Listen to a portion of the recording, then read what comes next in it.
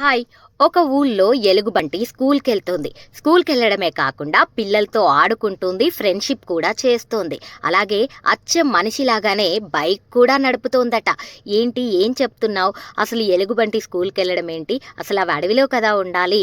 జనాల మధ్యలో తిరిగితే జనాల్ని తినేస్తాయి కదా! జనాలు భయపడతారు కదా! ఆ ఎలుగుబంట్లు మనతో ఉంటే అని అనుకుంటున్నారు కదా! యెస్. అయితే సిరిసిల్ల వట్టెంల గ్రామంలో కోతుల బెడద ఎక్కువగా ఉందట. కోతులు చదువుకునే పిల్లల దగ్గరికొచ్చి వాళ్ళని చదువుకోకుండా చేస్తున్నాయట. అలాగే ఊర్లో ఉన్న ఇండ్లల్లోకి కూడా చొరబడుతున్నాయట. అయితే అక్కడున్న గ్రామ పంచాయతీ కార్యదర్శి ఒక ఆలోచన చేశారట.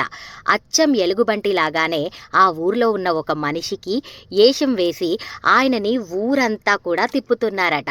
అలా తిప్పడం వల్ల కోతులవి నిజంగానే ఎలుగుబంటి అనుకొని కోతులు రావడం వాటి బెడద తగ్గిందట.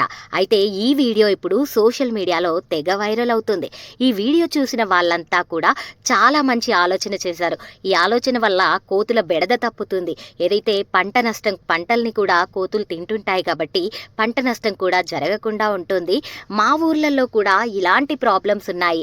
మా కార్యదర్శి కానీ, మా ఊర్లో ఒక పర్సన్ కానీ ముందుకొచ్చి ఇలాంటి ఆలోచనలు చేస్తే కోతుల బెడద ఉండదంటూ చాలామంది కూడా కామెంట్లు పెడుతున్నారు. ఇంతకీ ఈ ఐడియా ఎలా ఉందంటారు? మీకు నచ్చిందా? నచ్చితే మీరేమంటారో కింద కామెంట్ చేయండి.